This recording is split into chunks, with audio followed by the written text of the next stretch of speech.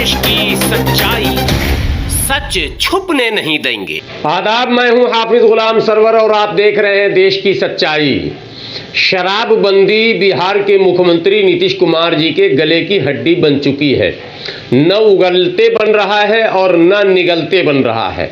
हालांकि देश की सच्चाई शराबबंदी की हिमायत करती है। हम चाहते हैं कि शराब जैसी चीज़ जो समाज को बर्बाद करती हो उसको बंद ही रहना चाहिए।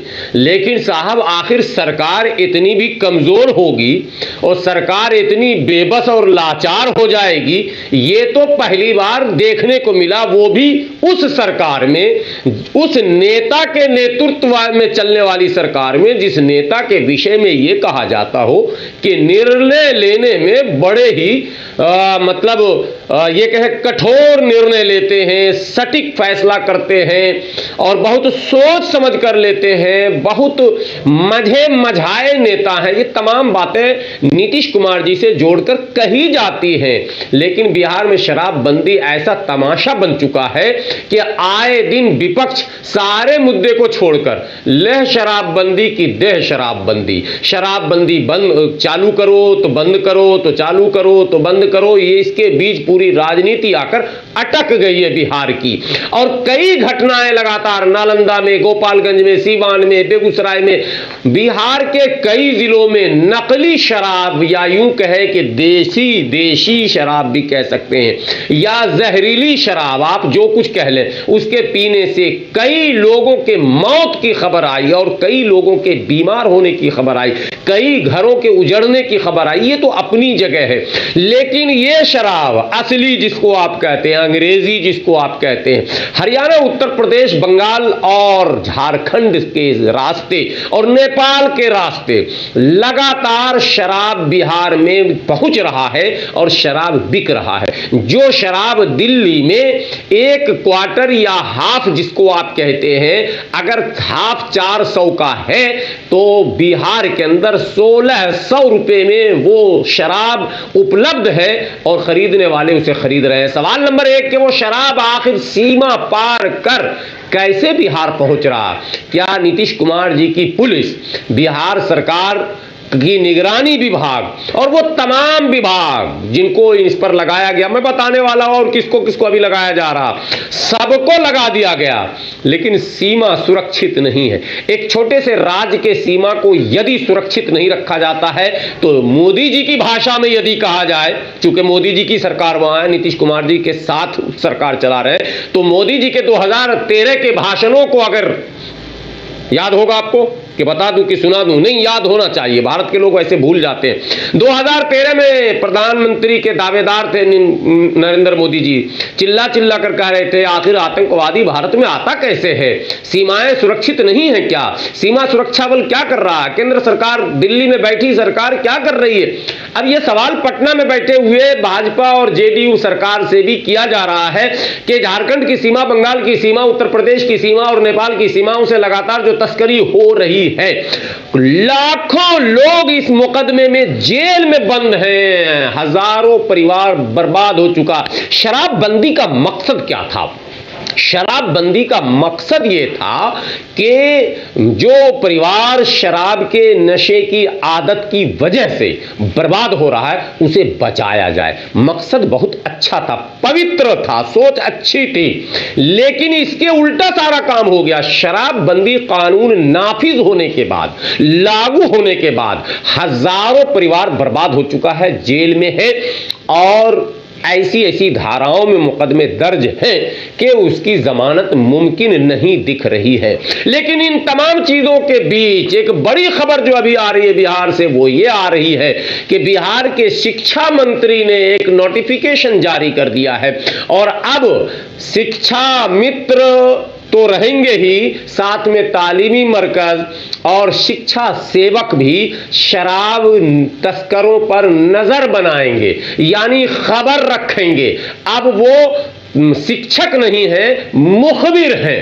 अब वो उस्ताद नहीं रहेंगे, अब वो शराब माफियाओं को तलाशेंगे और पुलिस को खबर करेंगे। जानते हैं अंजाम क्या होगा? अंजाम ये होगा कि इस मुखबिरी की सजा किसी न किसी शराब माफिया के जरिए उन शिक्षकों को मिलेगी।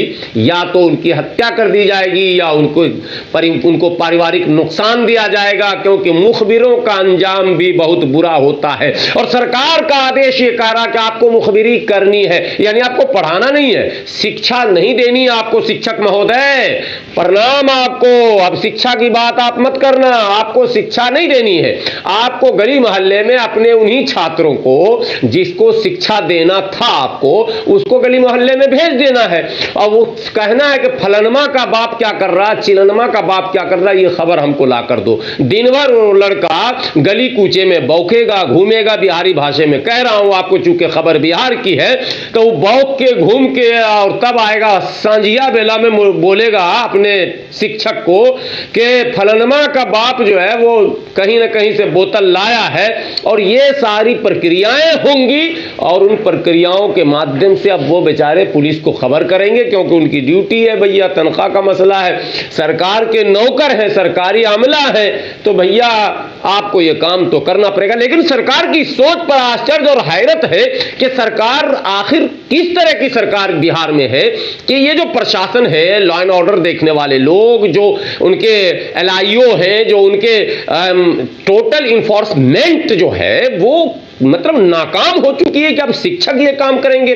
कल को नीतीश कुमार जी की सरकार डॉक्टरों को भी इस ड्यूटी पर लगा सकती है कि भैया डॉक्टर लोग भी सब काम छोड़ दो और मरीज सब जो आए उसको दवा बाद में देना, पहले पूछना कि आपके मोहल्ले में शराब कौन कौन पी रहा है, यानी वहां से भी खबर लेनी। पूरे बिहार को इसमें लगा दो, मगर पुलिस पर कोई सवाल न करो, क्योंकि पुलिस हफ्ते वसूल कर शराब तस्करों को बढ़ावा दे रही है।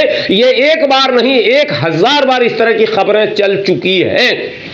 पुलिस के संरक्षण में, पुलिस की देख रेख में यह सारा कारोबार फल फूल रहा है। जब सीमाओं से गाड़ियां जाती हैं, ट्रक का ट्रक शराब जाता है, तो आखिर कैसे पहुंच जाता गंतव्य तक, यह प्रश्न सरकार से पूछा जाना चाहिए। तो नीतीश कुमार जी अंतिम क्षण में, आखिरी पारी जब आप खेल रहे हैं, तो इतने लड़खड़ाए हुए और इतने मतलब बैकफुट पर आकर आप खेल रहे हैं, जिससे ऐसा लग रहा है कि आपको जो अनुभव का लाभ लेना चाहिए और राज्य को लाभ देना चाहिए, ना तो अनुभव का लाभ आप ले रहे हैं, ना अनुभव का लाभ राज्य को दे रहे हैं, बल्कि इसके विपरीत ऐसा लग रहा है। एक शब्द है जो मुख्यमंत्री की शान में नहीं कहना चाहिए, बिहार में अक्सर लोग कहते हैं सठिया गए हैं, तो शायद नीतीश कुमार जी इस समय सठिया गए हैं। फैसले जो भी हो रहे हैं वो राजहित में नहीं है, जनहित में नहीं है, ये कहा जा सकता है। बहरहाल इस पर आपकी क्या राय है? क्या शराबबंदी ईमानदारी से लागू हो रहा है? क्या शिक्षकों को इस काम में लगाना चाहिए? आपके राय की हमें प्रतीक्षा रहेगी, इंतजार रहेगा। आप कमेंट बॉक्स में जाकर अपनी राय जरूर दें और बताएं कि नीतीश कुमार जी का यह फैसला सही है, उचित है, राजहित में है, बच्चों के हित में है, शिक्षक के हित में है, जनहित में है, या फिर जन विरोधी है। आपके राय की प्रतीक्षा होगी। फिर हम पल पल के अपडेट के साथ आपके साथ जुड़ेंगे, लेकिन एक विनती फिर करेंगे, वीडियो यदि आपको सही लगे तो शेयर जरूर करना सर, और साथ में चैनल को सब्सक्राइब करना, क्योंकि ये देश की सच्चाई नहीं है, ये समाज की कमाई है। और इस चैनल को पूरा A to Z सर्च करके देखना, एक भी न्यूज, एक भी खबर फर्जी, काल्पनिक, मनगढ़ंत हम नहीं चलाते हैं। हम जमीन से जुड़े मुद्दे आप तक पहुंचाते हैं और आपके राय का हम इंतजार करते हैं। तो फिर कैसा रहा ये सब कुछ, इसके विषय में आप जरूर बताएंगे और मुझे उम्मीद है कि मेरी विनती को आप स्वीकार जरूर करेंगे, चैनल को सब्सक्राइब भी जरूर करेंगे। हाँ, एक बात और, जब सब्सक्राइब करेंगे तो एक घंटी की आकार का एक आएगा, बेल आइकॉन बोलते हैं, उस पर उंगली कर दबाकर ऑल जरूर कर देंगे, ताकि तमाम नोटिफिकेशन आसानी से आप तक पहुंच सके। शुक्रिया।